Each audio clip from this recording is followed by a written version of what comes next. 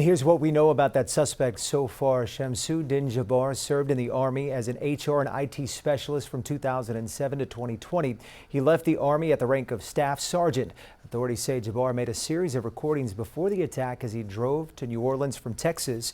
In the recordings, he talks about his divorce and how he first planned to gather his family for a celebration with the intention of killing them. He also talked about how he changed his plans and that he joined ISIS. Right now, the FBI is waiting on federal authorization to search a house in Houston that they believe is connected to Jabbar. They've been clearing the neighborhood and escorting people away from that area. The FBI does not believe that he acted alone. So where exactly do investigators go from here? Yami Bidihan talked to a former FBI agent with experience investigating terror attacks. And we have right now with us Greg Pratt, a retired FBI agent. Greg, thank you so much for doing this. And you actually, this is what you did. You were part of an evidence response team for the FBI. Can you tell us a little bit what is going on right now in New Orleans as we speak? Yeah, so I worked for the FBI as an agent for 22 years. One of my collateral duties was to be a team member and team leader of our evidence response team. It's a very well organized team. We all go through the same type of training in Quantico, Virginia. And basically, the role of the evidence response team in a scene like this is to document the scene photographically. They survey the scene. And document the scene and collect evidence. We don't do any analysis of the evidence on the evidence response team. We document the scene and collect the evidence for further analysis at the lab. So that's what's going on now. The ERT is very thorough. The evidence response teams are very thorough. So this will take days. Based on my experience, at Fort Hood and at Sutherland Springs active shooter events, it's a very meticulous process, very thorough. So they're going to take their time. Of course, there's going to be the pressure to reopen the streets, reopen the city.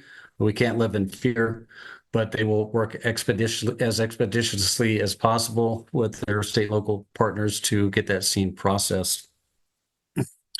Could I ask you also? Yeah. So you were also a part of the Doing Terrorism Task Force here Yes. in the San Antonio area.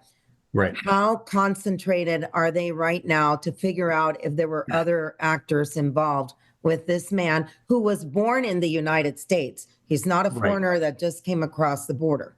Right. So the good thing about the FBI is it's a large agency that's national. Okay. So there will be thousands of leads sent out in reference to this investigation. That there will be agents conducting interviews across the nation, doing all kinds of investigative efforts. They'll be doing forensic examinations of the weapons, of the IEDs that were found. It's my understanding there were IEDs found in the vehicle as well as various locations in the city, which is leading, from what I understand, investigators to believe that there may be more than one actor in this incident. They'll be looking at his cell phone, his computers, who has he been communicating with?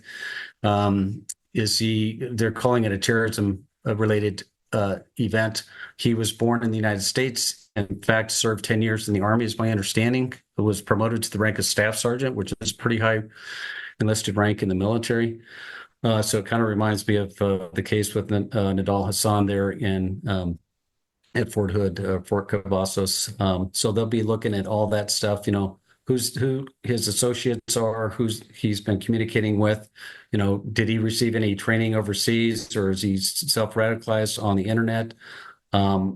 These are things that the FBI and their state and local partners will be looking at in conducting this investigation. So.